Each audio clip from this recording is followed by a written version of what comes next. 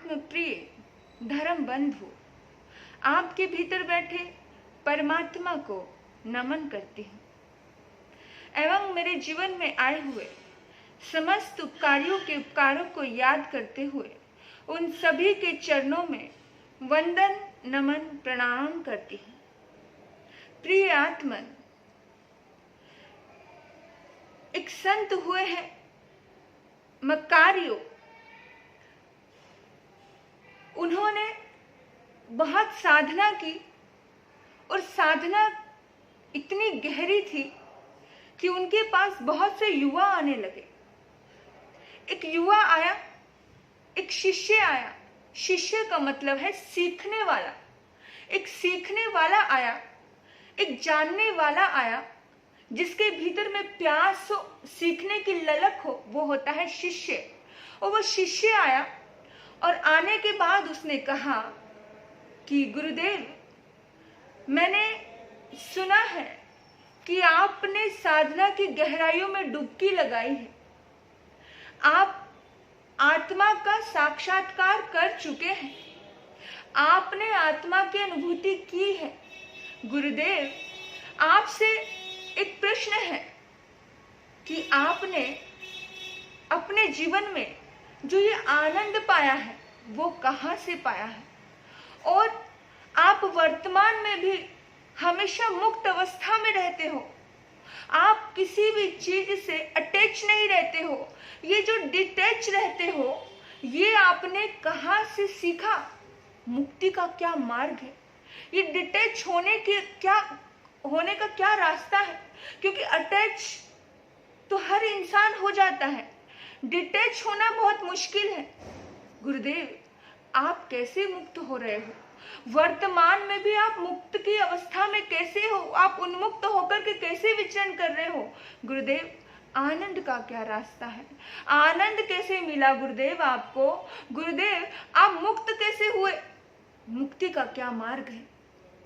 तो गुरुदेव ने कहा, बेटा, समय आने पर मैं तुम्हें तुम्हारे प्रश्न का जवाब दूंगा, लेकिन उससे पहले तुम मेरा एक काम करो।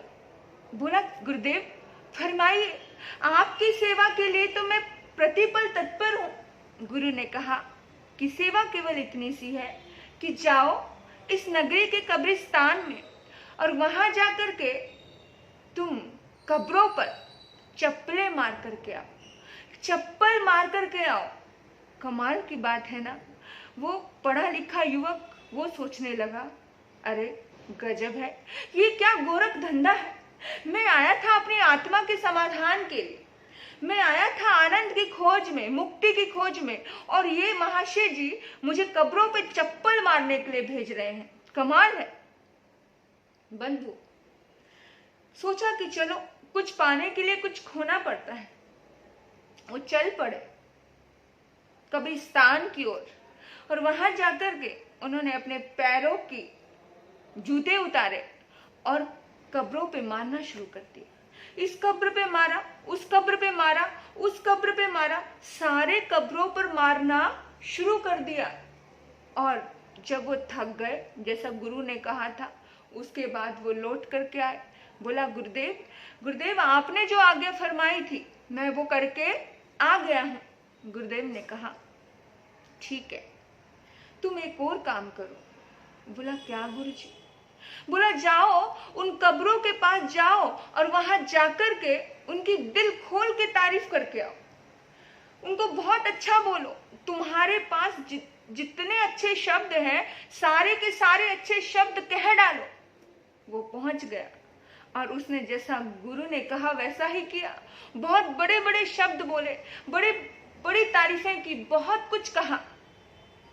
और वहां जाकर के जब वो तारीफ करके भी थक गया तो वापस आके गुरु चरणों में बैठ गया और बोला, गुरुदेव अब तो आप आनंद का मार्ग बता दीजिए, अब तो आप मुक्ति का रास्ता बता दीजिए। गुरुदेव मुस्कुराने लगे। गुरुदेव कहते हैं, बेटा देखो, आप उन कब्रों को देखो जिन कब्रों को तुमने चप्पलें मारी थी, उन कब्रों को कुछ फर्क पड़ा? तुमने इतनी गालियां दी थी, उन कब्रों को कुछ फर्क पड़ा? नहीं पड़ा ना। और फिर दोबारा गए आप, उन कब्रों ने तुम्हारी तारीफ के कोई जवाब दिए? वो प्रसन्न हुए, वो खुश हुए? बोला नहीं, उन्होंने तो कोई रिएक्शन ही नहीं दिया। गुरुदेव कहते हैं कि इस मन के संतुलन को जिस दिन व्यक्ति समझ गया, उस दिन व्यक्ति आनंद में हो गया, सच्चिदानंद। जब व्यक्ति चित्त पे नियंत्रण कर लेता है, उस व्यक्ति के जीवन में आनंद की अनुभूति अपने आप हो जाती है। जो व्यक्ति अपने मन पर नियंत्रण कर लेता है, उस व्यक्ति के जीवन में अपने आप ही खुशियों की भरमार आ जाती है। यानी कि संभाव की स्थिति मुक्ति का सबसे शॉर्टकट रास्ता है। क्या है? प्रतिक्रिया नहीं करनी। हम कितनी प्रतिक्रिया कर देते हैं। किसी ने एक छोटा सा वर्ड बोला, हमसे सहन नहीं होता है, इमीडिएटली हम एक के 4 शब्द बताते हैं, 4 वाक्य बोल देते हैं, इतना कुछ कह देते हैं। प्रतिक्रिया नहीं करनी। क्या प्रतिक्रिया नहीं करनी? किसी भी रूप में, किसी भी तरह से, किसी भी बात से प्रतिक्रिया नहीं करनी। और जब हम बिल्कुल कब्र जैसे हो जाते हैं, ना खुशी का और ना गम का हमारी सेहत पे हम असर नहीं पड़ने देते, इसे कहते हैं मन को नियंत्रण करना। जब मन नियंत्रण में आ जाता है आत्मा की, तब वो वही आत्मा परमात्मा रूप हो जाता है, सच्चिदानंद रूपाए।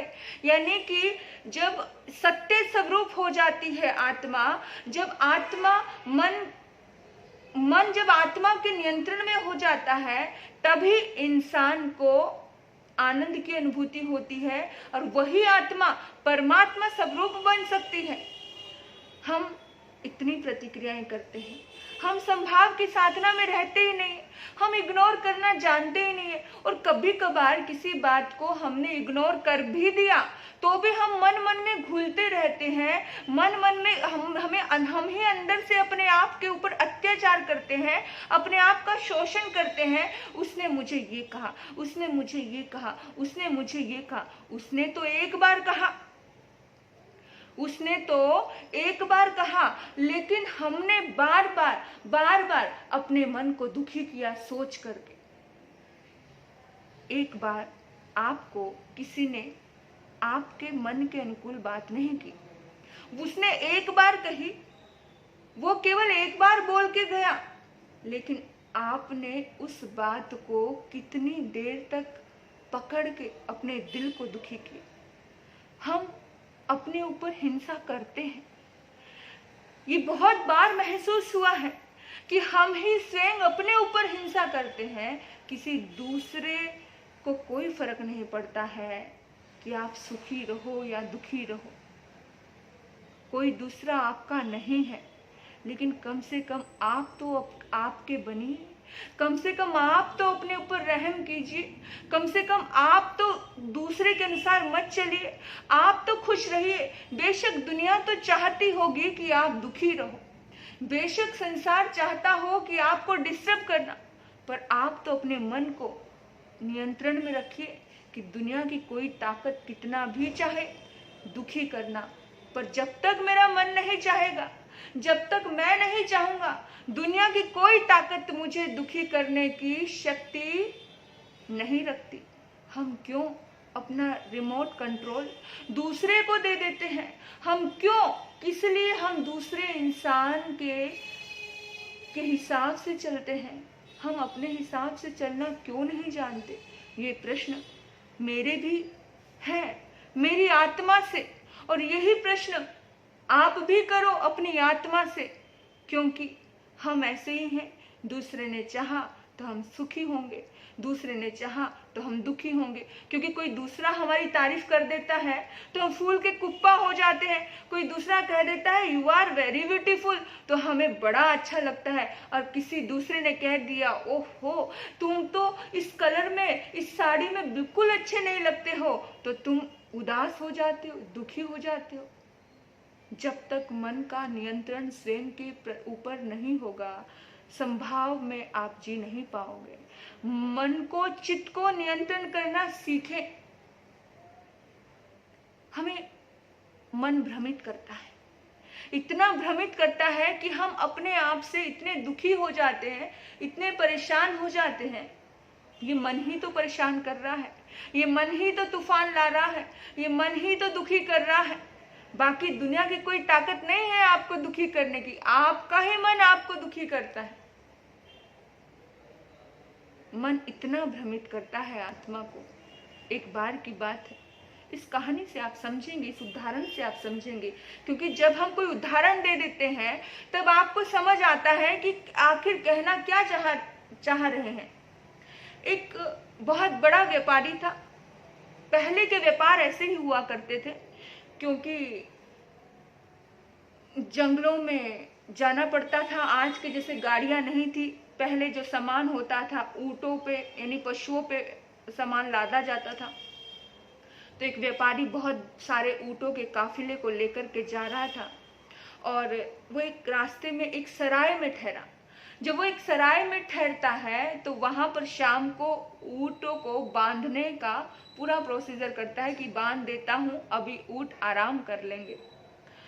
तो अचानक उसने देखा कि 100 ऊंट है और 99 रस्सी है, यानी कि एक रस्सी नहीं है। वो सोचने लगा यार डाली तो थी पर कुछ भी उसे समझ नहीं आ रहा। आखिर वो सराय के मालिक के पास गया और उसने जाकर के कहा कि भाई एक रिक्वेस्ट थी तुमसे कि मैंने रस्सी चाहिए थी, क्योंकि एक ऊंट नहीं बांधा गया है, बाकी सारे ऊंट बांधे गए हैं, रस्सी दे दो, सुबह लौटा दूंगा।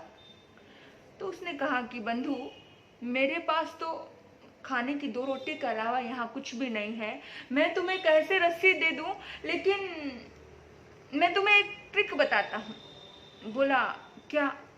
सराय का मालिक बड़ा अनुभवी था, बहुत ज्यादा अनुभव था उसके पास। वो कहा कि सुनो सुनो, मैं आपको एक ट्रिक कैसा बताता हूँ, चलो तुम मेरे साथ। वो गया। जिस तरह से वो ऊंट को बांधने का प्रोसीजर किया जाता है, पहले किल्ला वो ठोका जाता है, फिर उस पर रस्सी बांधी, फिर उसके गले में रस्सी बांधी, ये सारा प्रोसीजर उसने कर दिया।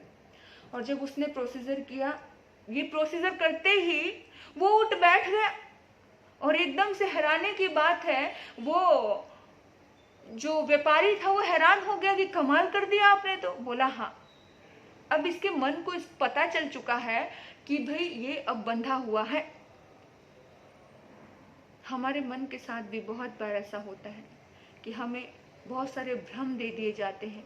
हम कहते हैं कि हम रिश्तों से बंधे हैं, हम समाज से बंधे हैं, हम इससे बंधे हैं, हम उससे बंधे हैं, इसलिए हम कुछ बड़ा विशेष नहीं कर पाते। हमारे मन में भी ऐसी भ्रांतियां हैं, लेकिन दुनिया की कोई ताकत आपको बांध नहीं सकती अगर आप ना चाहो तो। अब देखिए ये सारे मन के भ्रम। अब अगले दिन सुबह उस व्यापारी को जाना था और उसने फटाफट सारे ऊंटों की रस्सी खोल दी और सब ऊंट खड़े हो गए, लेकिन वो ऊंट अभी भी बैठा हुआ है। अब व्यापारी को पता था कि इसको तो रस्सी बांधी नहीं है, इसलिए व्यापारी उसको लात मार रहा है, उसको उठा रहा है कि भाई तू उठ, तू जाना है, लेकिन वो जाने के लिए तैयार नहीं है। अब डरा हुआ, घबराया हुआ पहुंचा वो सराय के मालिक के पास। मालिक, ये क्या हो गया मेरे ऊंट को? ये क्या मंत्र पढ़ दिया आपने? बोला हुआ क्या? बोला वो तो उठने का नाम नहीं ले रहा है, वो तो उठ ही नहीं रहा है, क्या करूं? अच्छा, उठ नहीं रहा है? बोला वो ऐसे नहीं उठेगा, वो बंधा हुआ है। बोला नहीं मालिक, बंधा थोड़ी हुआ है। अरे बंधु, वो मन के भावनाओं से बंधा हुआ है। तो उसने वही प्रोसीजर किया। उसने गले से रस्सी खोली, वो किले से रस्सी निकाली, और जैसे ही उसने ऐसा किया, एक पल नहीं लगाया, एक क्षण नहीं लगाया, वो उठ गया। तो व्यापारी एकदम हैरान हुआ। सराय के मालिक ने कहा ऐसा होता है बंधु, और ऐसा केवल पशु के साथ ही नहीं, ऐसा इंसान के साथ भी होता है। और जब तक व्यक्ति इस भ्रम में जीता रहता है कि उसकी वजह से, उसके बंधनों की वजह से मैं यहाँ अटका हूं, तो व्यक्ति भ्रम में रहता है। मन तो बहुत भ्रमित करता है और मन ही आपको मुक्त करता है। तो इस मन के पीछे भागना नहीं है। ये मन हमें हर कदम पर तकलीफ देता है, लेकिन मन को स्ट्रोंग करना है। मन को अध्यात्म की शक्ति से स्ट्रोंग किया जा सकता है, अध्यात्म से, संभाव की साधना से। जैसे बच्चे को पढ़ाते हैं ना, बार बार रटवाते हैं, बार बार रटवाते हैं, इसी तरह से इस मन, ये मन एक बच्चा है, इस बच्चे को भी बार बार समझाओ कि तुझे नियंत्रण में रहना है, तुझे स्ट्रोंग रहना है, तुझे किसी की प्रशंसा का और किसी की निंदाओं को अपने ऊपर हावी होने नहीं देना है। हमें बार बार, जैसे मन एक बच्चा है, इसे बच्चे के जैसे ट्रीट करो। जैसे बंदर कैसा होता है, कितना चंचल होता है, कभी इधर कभी उधर कभी उधर, ऐसा ही चंचल है मन। मन का काम है भटकना, लेकिन समझदार व्यक्ति अपने इस मन को नियंत्रण में लेके आता है, और जिस दिन वो नियंत्रण में आता है, जिस दिन वो संभाव की साधना में आ जाता है, उसी दिन से आपकी मुक्ति होनी प्रारंभ हो जाएगी। उसी दिन से आपका आनंद प्रारंभ हो जाएगा, उसी दिन से आप सुखी हो जाओगे। आपने मुझे सुना, आपके भीतर बैठे परमात्मा को नमन करती हूँ। ओम शांति, ओम शांति।